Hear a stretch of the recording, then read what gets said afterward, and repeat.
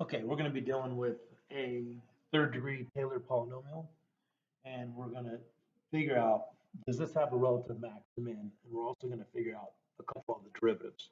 So for the general Taylor polynomial, we have f of c plus f prime of c x minus c plus f double prime of c x minus c squared over 2 factorial, and so on. Notice how the nth derivative always matches the nth power and the n factorial. So in this particular problem that we have right here, this Taylor polynomial is centered at c equals 1 because 1 makes each of the terms 0, not counting the first term. Now, we know right here that our linear term x minus c is a factor and f prime of c is a factor. Now, x can be anything, so x minus c will not always be 0. For any value other than x equals c, this will have some value, but it's not down here.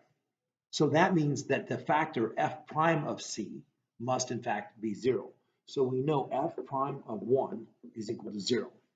Now, we also know that f double prime at 1, because we're centered at 1, over 2 factorial, because that's the general term, is equal to -4. So from the second derivative test,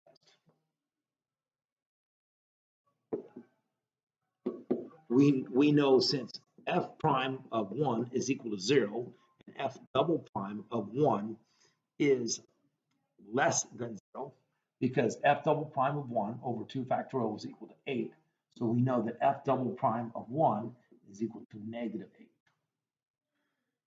Since that's less than 0, we have this. At 1, we have a horizontal tangent. Okay, so I'm just going to draw a horizontal tangent. And we have the second derivative is less than 0. So this would be a concave down. So if we take a look right there, we have a relative max by the second derivative test. So the things that we learned real quick on this was that if we have a term that's not there, that's vanished, we know that that derivative must be equal to 0. And in this case, it was the first derivative.